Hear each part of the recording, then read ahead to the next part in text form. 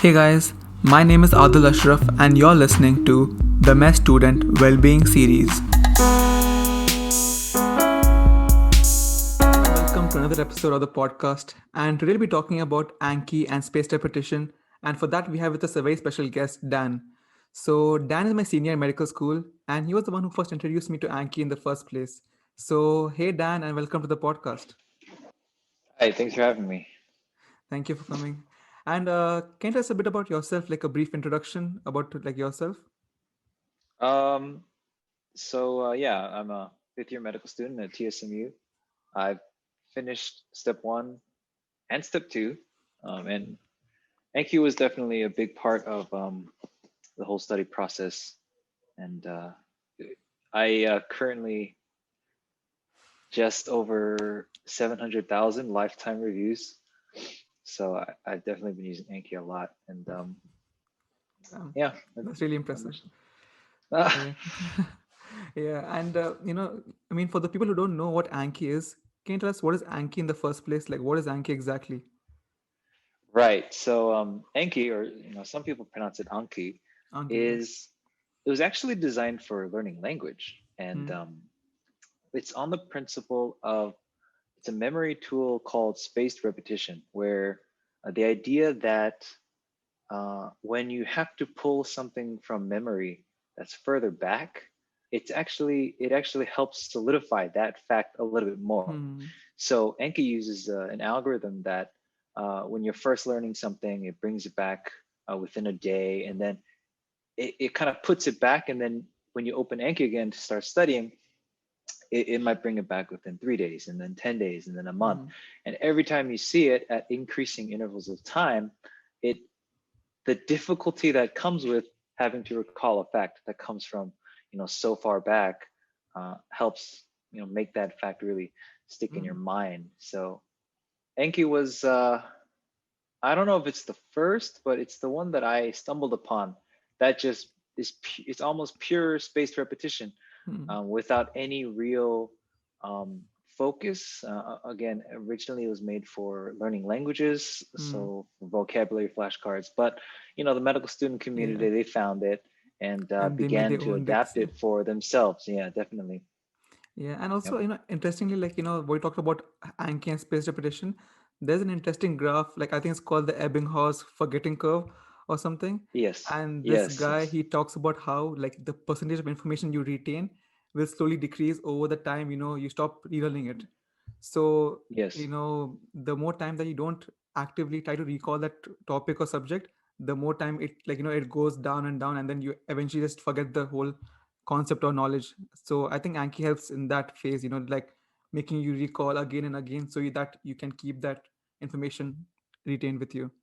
That's a very interesting Absolutely. Yeah. concept. Yeah.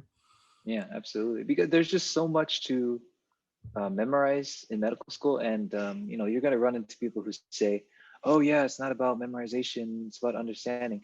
And that is true. I'm not denying that that is true.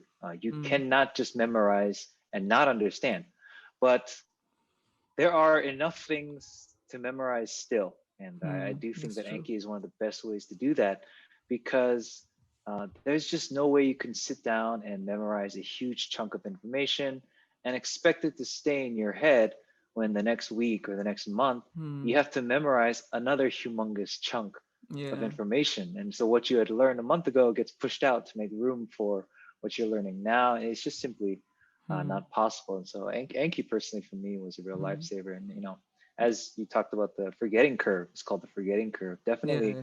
if you don't use that information, no matter how well you knew it at the time, you will eventually forget. I mean, Hmm. I have stopped doing Enki since step one. I've forgotten. Just step one is just falling out of my ears. I'm forgetting things left and right, and but it's being replaced with Hmm. clinical knowledge. And so Yeah. um, And but like, for step one, the preparation is so long, especially for IMGs. yeah, that's very true. So, yeah, Enki definitely helps kind of keep you on track until Hmm. the exam day. So And about Anki, I remember when I started out using Anki, I found it very hard to use. Like it is something which takes a lot of time to really develop and really be able to use it efficiently. and people say it has a very steep learning curve. So how is it for you, and how did you be able to overcome the steep learning curve? So Google. When I started out, there really wasn't any. There is actually a user manual, and through the user manual, you can do like Control F and find certain things. But sometimes I would just have to Google my question, like what happens if I did this or do that. Mm. And just the more I used it, the more I kind of experimented. Does this work? Does that work? Definitely kind of was a hit and miss process for me. Um, Mm. but I do believe now there's a really good resource for medical students. It's called Anki. And Yeah. and It's you know, I mean this is no disrespect, but I really don't like the name because it really doesn't roll off the tongue. But I know that they actually have like a YouTube series or something, Mhm. basically giving you tutorials about Yeah. Anki. Yeah. Yeah, and So actually, anking has really helped me personally because I used to have a lot of questions about random things. How does this work? How does that work? And anking has a lot of it has very diverse topic list. On every single issue you might find, they make videos on it and explain to you step by step how to really use it. So definitely, it's a very good resource if you're starting out. absolutely, yeah, absolutely. Yeah, I Yeah. didn't have any of that when I was starting. So Yeah, that's actually, I think it came out, I think last year, maybe that Anking, the guy, I think the four of them, they made videos from last year itself. So I think it's a yep, very yep, new resource, I guess. yep, But yep. also, I feel like this whole steep learning curve is what makes me people give up early on. So, what tips would you give to people who are really, having a hard time trying to understand how it operates and all? Um, Yeah, the first thing I would say is it does look like it has a steep learning curve, and I do think that has something to do with the UI. The UI is extremely utilitarian. Mm, I would not say it's immediately intuitive. It's not like a beautiful iOS app. yeah. It's It's I kind of bland. remember, Yeah, it's very bland, yeah, you could yeah, I say. remember some other friends who are not in medical school. They're like, hey, this Anki thing, it really works. And one guy didn't want to use Enki on the principle of its looks. It just doesn't look nice. I want to use Quizlet. Quizlet has this Mm, like it looks like an iOS app. It's all nice and shiny and mm, whatnot. And I think yeah. the first hurdle that people who are approaching Enki for the first time is to not be kind of thrown off by the UI. It Hmm. is true that there are many, many settings that can be tweaked and altered, but for the most part, the default settings, I believe, are tuned to whatever the algorithm that the original research paper about spaced repetition Hmm. um, developed. And of course, you can always tune the settings to yourself, but for the first initial goes at Anki, especially when you're learning, um, I think people might be intimidated. Yeah. Uh, but initially, it's and I think that's the first hurdle. First is to believe when people say actually the learning curve it's steep, but not as hard as you think. It's not like trying to Hmm. learn computer programming or anything like that. Hmm. And then second, this is where it gets a little bit hard. Um, you could maybe ask a upperclassman or someone who's already experienced in Anki. As we already mentioned, the Anki videos, Yeah. they do a lot of talk about certain things. And if you kind of are a little bit patient and you're willing to look into the settings, and you can actually kind of figure it out. Hmm. And then it'll be trial and error. Sometimes you make a setting one way and then it's not really working out, so you just have Hmm. to Control Z back and that kind of thing. Yeah. And I think that UI being bland is a very important factor because I think even for me, yeah, when I open Anki and it's kind of just black and white, I mean, grayish type of thing. So I found kind of boring. So, I think I found online how we can actually change the change the background and stuff.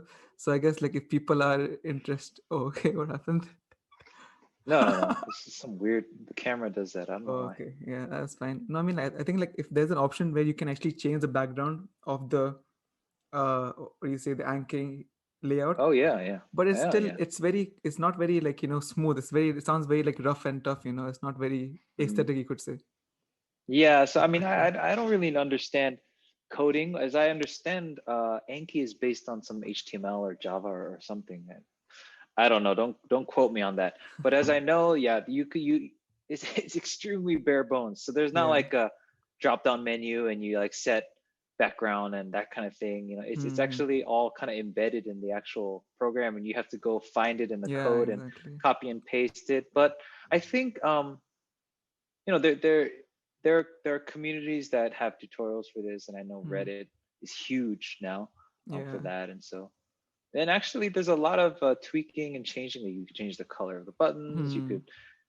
There's even a night mode add-on, and all kinds of things that kind of make Enki. There's all kinds of gamifying little Yeah, things. I don't know if you've ever seen them. There's somewhere you like level up a Pokemon the more reviews you do, oh, or like if you keep your streak going, then you oh, get like the streak thing I have yeah, you seen. get medals or stuff Mm. like that. And so there's and there once was a really cool add-on that I don't know if it's working anymore. It was like a progress bar. Hmm. That was kind of cool. It was like Hmm. it was like a I don't know if you ever played video games where you have to level up a character or something like that. It was So kind of like you know, as you complete your reviews, it keeps on leveling up till you finish your goal. It's like that. right until you finish your Hmm. reviews. But it Hmm. was kind of buggy, so I ended up Uh-huh. not using it. But Yeah, and I'm curious to know actually, like, how did you find out about Anki in the first place? Like, how did you stumble upon it? how did I stumble upon? So actually, when my first exposure to space repetition was a app called Firecracker, Hmm. I and have it no was idea suggested what to this me. is. It was right. It was exactly right. It was suggested to me by an upperclassman, Hmm. and it was like Anki, but someone took Anki and decided to make money. As you know, Anki is free. Yeah. It's free except for iPhone users, and Oh, yeah. you Actually, know I've seen that. Yeah. the Anki creator freely admits that it's the iPhone users who are paying for our development. So if you own an Android phone, say thank you to your iPhone users. Um, but this app was almost the exact same thing, except it was a little bit better organized. So they actually had just all the step one information, all the diagrams, everything kind of thrown in there, and you could choose what topics you wanted, and then it would just set up the cards for you Hmm. automatically. It was just very easy. Like they just had a drop down list, and you just said, okay, I want to study this, I want to study this, and it would just keep including. And every time you studied a new topic, you would press include, and it would be added into your deck. And then every day they'd give you your cards to do. Um, so that was kind of like my first exposure to this whole space repetition thing. And it was quite expensive. Hmm. It was like I still remember the price. It was $330 for two Oh, years, and I damn. remember having to. Well, just wait till you pay for UWorld. But I Yeah. remember like trying to justify the price. Asking my parents, "How can I get this? I think it'll really help me." And to be fair, it did help me. Hmm. I used it mainly for microbiology, which is what we were studying at the time. And things I learned there, I ended up using for a long time. So when it came to step one, I didn't have to review micro very Hmm. much because I had done so much of it in Firecracker. But Hmm. around, I think it was around that time, it was either in Reddit or med school forums or one of the forums for step one. Hmm. And Firecracker is not really mentioned, but when it is mentioned, there was also mention of Anki. Hmm. Hmm. And I was like, okay, what is this? What is this Anki thing, right? Yeah. So I guess it is pretty intimidating, huh? So you go to Anki, right? Firecracker is easy; it's all there for you. You just log in and you Hmm. start. But Anki is like it's just a program. Yeah. So And you you have to download the make program, it on you your own, open it, and basically. right, and it's just like this kind of exactly it's this very plain gray program with some buttons and not much else. Hmm. Hmm. And I'm like, okay. And so I still remember the first thing I did was I tried making cards. I was like, okay, Oh. so I have to add cards, and I kind of tried it, and then I like tested it out. It's like when you start, there's certain buttons like easy, Hmm. hard, or whatever. I was like, oh, this is interesting. But I still had Firecracker, which I'd paid for, so I was like, Hmm. I shouldn't waste money, so I should just try and use Firecracker. And so I kept doing that until the second semester of second year Hmm. of medical school, which is just about as we're getting deeper into medical science, preclinical medical sciences like Hmm. physiology, anatomy, and those kind of things. And I decided to go all in with Anki, and I did not know. I believe at the time there were some pre-made decks, but I did Yeah. not know that. And so I was making my own cards for cardiology, Oh, damn. Costanza cardiology, and Oh, the physiology um, part. yeah, yeah. And so I was making my own cards for everything, and it was like it was ridiculous. I still can't believe. I don't think I even finished all those cards. I really did try. So it was kind of nuts because I was making cards that would take like 3 or 4 hours. Then I would try and review cards that I'd done and try and do all the new cards that I'd just done, right? Mm-hmm. So it was really time intensive, and there's just no way I think that could have kept up throughout school. But that's, yeah, to my memory, and I could be wrong because I don't remember exactly how, Mm-hmm. but I want to say that's how I got into Anki. It was because I kind of stumbled upon it. No one really told me about it. I'm pretty Mm-hmm. sure, and I don't mean this as like some kind of like weird bragging, but I Mm. think I was one of the only people in the school at the time using Anki. Okay. Yeah. So Mm-hmm. so once I started, that was it. I was always in the back of the class during small group or lectures or whatever, and Hmm. I mean, I never went to lectures, but and I was just doing Anki because it's great because you could look like you're paying attention while you're doing Anki, Mm-hmm. because all the buttons are mapped to certain buttons on the Y- keyboard, and Yeah, but actually, yeah, about it the was a lot of point fun. about like you're the one of the first people to start using Anki. I think even like now also not many people use Anki per se in like my batch, but like I can see like it's increasing, the numbers increasing because I've seen some of my classmates now use it, and so I feel like gradually it's becoming more and more popular, and I think over time as people talk about it and all, it will really it'll become a standard. I feel in the future that you need to have Anki to really score well on your board exams as such. So that might be the case in the future, I feel. Yeah, it definitely is catching on. Hmm. If the Reddit is anything to go by, when Yeah, that's I true. first came upon the medical school Enki Reddit, I think it was like 4,000, 5,000, maybe 7,000 members, and now it's at least Now it's a lot. 30,000. I don't even Yeah, know. Yeah, it's a lot. It really exploded, yeah. and that much I think people are really catching on to And the also I Enki think it train. explored because of like anking in a way, because he has made it like much more easy to use, and with the pre-made decks, like he combined all the popular pre-made decks. So like basically it's the one-stop show, like you can take all of the Yeah, yeah, good stuff and just use it. So yeah, yeah. that is like in a They way they they did a making it really good job. mainstream. Yeah, They're kind of yeah, making it like absolutely. mainstream Yeah, and stuff. yeah, and much more user friendly. Yeah, Yeah. definitely. But I think I heard So that they're trying to make it. There's a paid course which you can use to like learn Anki from Anking himself, which is interesting. But I don't know, like I don't know really what to think about it. But yeah. uh, I mean, I don't think it's necessary, but Hmm. it could be, I Hmm. suppose. But Yeah. they must be very bold to be charging money Hmm. for something that is free. And Yeah. but I will say this: perhaps Anki will become more popular, Hmm. but I also firmly believe that it isn't a perfect solution. Hmm. Hmm. For some people, I believe it just isn't as effective for reasons that I would not be able to say. Some people just simply learn better, maybe drawing out diagrams or talking to themselves or talking to their cat or talking to their friend. Some people learn better by writing out outlines and reading it to themselves. I mean, Yeah. if I always said if medical students found the perfect way to get the perfect score, somebody would have found it by now because medical Hmm. students are the most neurotic people on the planet. You know what I'm saying? Yeah. Um, and the fact that we just haven't yet, because there are success stories with Anki and Hmm. there are not so successful stories with Anki. And Hmm. so, Hmm. I just, I do believe Anki is a fantastic tool, um, but it definitely isn't a silver bullet, and Hmm. it definitely isn't easy. Yeah. I think it depends Definitely on is not the user at the end of not the an day. easy way to go. Absolutely, yeah, absolutely. And like one of the very important thing I wanted to ask you was like, how do you develop in your like this Anki routine to your study routine? Because I think that's a very like important aspect. Because only if you do it consistently over a long period of time will you Yep. see the benefits. Otherwise, it's really hard to like really get any benefit from it. Ah, yeah.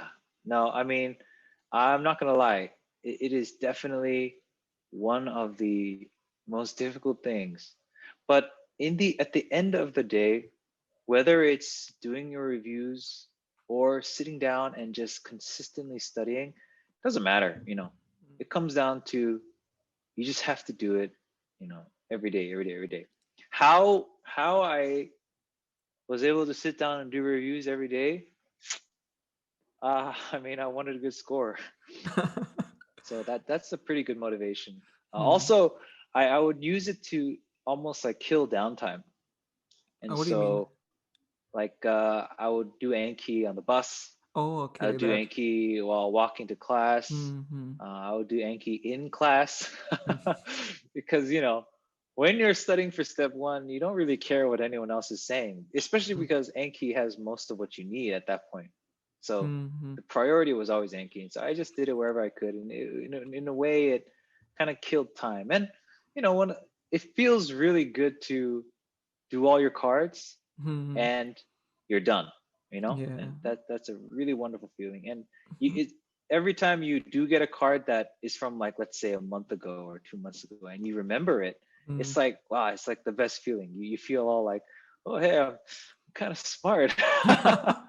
Yeah, It's like a yeah, yeah, I it's get like that. a little boost to your ego, I guess. So Yeah, I get a bit like a all dopamine right. hit, like, okay, like a reward sensation that, what I'm doing is really paying off at the end of the day. Exactly. Oh yeah, Yeah. absolutely. It's kind of like when you hit the gym, Hmm. having to go to the gym every day, every week, the routine, it's Hmm. painful, but then when you start to see results, then you're motivated to keep Hmm. going. And so Yeah. I do think that is also one of the big hurdles for Anki. Some people just cannot sit there and hit the space bar for 4 or 5 hours a Hmm. day, which is completely understandable. Like, Yeah. absolutely understandable. Yeah, that's true. And also like about you talked about like how you used to use it on your like when you're on the bus and all. So did you use Anki on your phone as well, or was it like exclusively on the laptop? So Anki, one thing that I really am thankful for is that the guy who developed it and the guys who developed the app, Hmm. they just made it so that it syncs. Hmm. It syncs in the cloud. So if you're doing a number of views on your laptop, you sync it, and then you Hmm. sync your phone, and then it picks up where you left off. And Hmm. then you Hmm. sync your phone, you sync your laptop, and it picks up where you left off. So no matter where you're going, as long as you're constantly syncing, you Hmm. have your Hmm. reviews with you at all times. And Hmm. so Hmm. Hmm. definitely, Yeah, yeah. I think that's a very good way to be more productive, I guess, when you can't really probably you can't really watch a video or read books in the bus maybe. So using Anki to pass time would have been like a productive way to if you're preparing for the board exams, obviously. But yeah, and a bit more technical question, like how much would be the ideal reviews or new cards per day according to you for any random person? I mean, or So what worked for you basically? it depends on the timeline of when you'll take your test. Ultimately, I Hmm. would say that that's the number one priority. And for some people, if it's a year away, then you'll have to. And if you're starting Anki fresh, you'll probably have to calculate the number of days required and then divide it by the number of cards. And then that's the number of new cards you have to do every day. For me, I actually didn't have a set number of new cards. Hmm. Um, I would do my reviews, and then if I was pretty confident, I would just like bust out a whole bunch of new cards, and then I would just keep like kind of riding on that wave like Hmm. that. So I think the way I used Enki was a little bit not non-traditional, Hmm. because I learned that for the most part, I remembered things really well in the short term.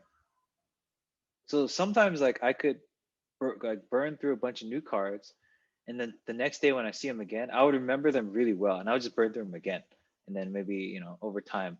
So because of that, I felt confident enough to just pile on new cards. Sometimes it was 100, sometimes 150 a Hmm. day, however much. Hmm. And it also depended. For example, when I hit pathology, and the cards, the pre-made cards that I was using, that I was modifying, um, was based on pathoma. And Okay. so I would I would watch video of pathoma, and then what I would do is I would go through the cards that were for that pathoma video, Hmm. and I would actually edit it to the style that I wanted. So Okay. there are actually two ways of doing Anki, right? There are cards where you just fill in the blank of a sentence, Hmm. right? Like the founder of Apple was blank, and then you Okay. Yeah. press the answer, and then it reveals Steve Jobs, right? Hmm. And then there's the other style is a question and answer style where it would say, "Who is the founder of Apple?" question mark, Hmm. Hmm. and then you would have to press answer, and then it would show you Steve Jobs. There's two kinds of ways to Yeah. ask yourself the question, right? And some people say that the method where you fill in the blank is not as Is. effective as the Q&A method, and Hmm. I Hmm. I think that's true. But then there are people who use the fill in the blank and they did fine. So Hmm. Hmm. again, different. Yeah. It's just different things for different people. Personally, I did not like the fill in the blank at all. So I Hmm. would go through the entire deck, the section for that Pathoma video, and I would change every card to a Q&A. So instead of being a fill in the blank, I would rewrite it to be a Q&A. Does that make sense? If it was Yeah. Yeah. asking, Yeah. the most common cause of acute pancreatitis are, right? And then it Hmm. would be like blank, What blank, are, blank. But and then now I you. would change it to what are, and then I would, have it into a Q&A session. So Yeah. that was kind of like a preview of the cards, and then I would just go right through them. Hmm. I think that's That's actually, I how. mean, that's very true because I kind of accepted the fill in the blanks format, in though like I'm not really, biased to any form, but because the pre-made deck that I use has these fill in the blanks type of format, I wasn't really, bothered to change it. But I think like, maybe if I make it like, question answer form, I would make it more effective, I guess. Because sometimes when you fill in the blanks, yeah, sometimes you get the answer by the kind of like the sentence itself. Exactly. So that could Right. So be I mean, a thing. I think I'm a very visual learner. So I quickly realized that I was just memorizing the shape. Hmm. Because if I saw this sentence, like subconsciously, you just kind of know what the answer is, Yeah, right? it's so true. Oh my But god. every time it's Q&A, you're forced to come up with it yourself. Hmm. So that's kind of the Yeah. way. And I do believe people who use the fill in the blank method, they are probably more patient than I am, Hmm. because the proper way to use the fill in the blank method is you sit there, and no matter how many times you've seen the stupid card, you read it to yourself. Hmm. You got Hmm. to read it somehow, whether it's silent reading or something. And that is just, to me, I can't do that. I can't read the same Yeah. card Yeah. again. So for me, it was more of a, I liked to see the question, and then I'll just sit there kind of reeling off the answers, and then I'll check if I was right, and then I'll Hmm. go on like that. So Hmm. it's, This is a I think very it's interesting different for different perspective, to be people. honest. Yeah, it's very interesting. Yeah, yeah. So and I think the process of turning those fill in the blank cards into my own Q&A cards was just another layer of studying on top of the actual card. Hmm. So by turning that fill in the blank into a question and answer, I inherently had to understand the question. I Hmm. inherently had to understand why the answers are the answers. And then, there's a little box at the bottom of every edit section called extra, where you add whatever you want. And so I would use Hmm. screenshots. I would like type in all kinds of random things to myself, like, oh, remember it this way. Oh, it's kind of like this, or it's, oh, do you remember that other Hmm. card, like that, like little personal cues as you Yeah. go through the deck. So I think every Anki deck should be, in a way, your deck. Yeah. You're not bound to necessarily what they say, and I would say that is one drawback from Anking. They make it sound like one size fits all. Yeah. Um, That's true. which is just not the case. And so in the Yeah. days, not in the days, like that sounds like years ago, but when I was doing Enki, it was very like they had this deck, but you could do whatever you want. And I personally saw it that way. I Hmm. was like, okay, well, okay, thanks for making the cards. The info is Hmm. there, but I'm gonna organize it the way I want to Yeah. organize it. And so, Hmm. that's kind of, Yeah. because the Actually, deck fit to me, I got really used to it. And it worked. It just kind of yeah. worked. So And like that's very interesting because even for me, like personally, when I started using it off, like I think last year, and that's when like I felt like I was bound, like I had to like conform to what the deck was saying, like I couldn't really like make any changes to it. But I think only up to like a few months after using like that, I used to like make certain changes to it here and there, where I thought like yeah, I yeah, could add some information here or remove some information here. So I feel like absolutely, yeah, over time, like like I felt making it your own makes it better for yourself rather than just absolutely, doing what they give you as such. But also like yeah, yeah. Anking does a great job of like putting parts of sketchy or putting parts of BNB and all that stuff as a Yeah. what you say screenshot, you could say. That's a great Yeah, feature. yeah, yeah. But also, I think Hmm. editing is a very important factor to make it your own, as you said. Yeah, And yeah, yeah, definitely. also, okay, I think one of the last few questions. So, what are your thoughts about add-ons and Anki, and which ones do you personally enjoy or use a lot? Um, I would say, uh, actually, probably the most clutch add-on is an add-on called Right Hand Reviews.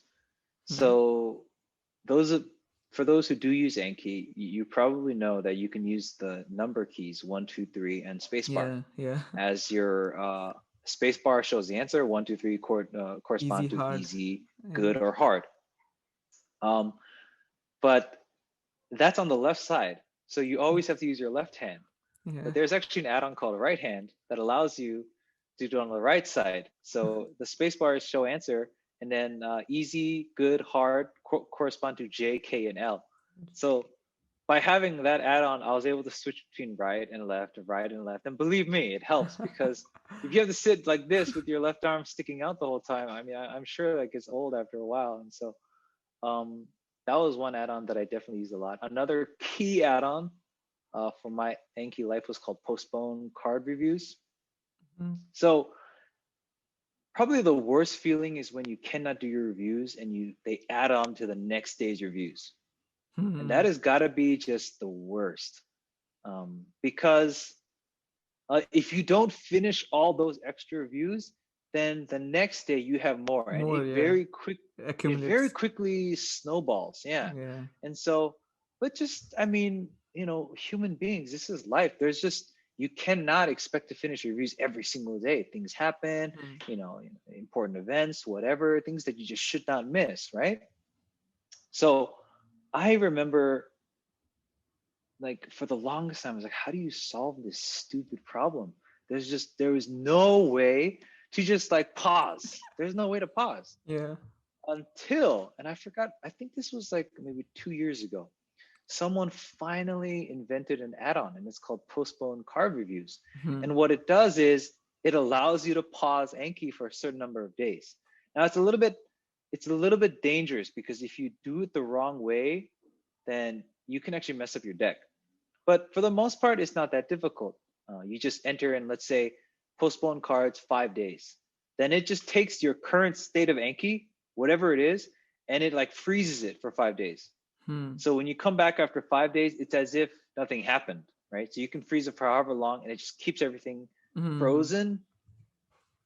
But if like for example, if during that frozen period you decide, oh, I'm gonna do some new cards, then actually it doesn't count for that. It only freezes what you had done up to that point. It's a little bit Hmm. complicated. Yeah. I kind of learned how to kind of play around with it so that it worked out. But that's the key one because sometimes you just can't do it. Vacations, weddings, funerals, whatever, you just can't. Hmm. And so postpone cards allows you to kind of push back everything a day. And now I know some people, and the original Anki algorithm is don't miss a day.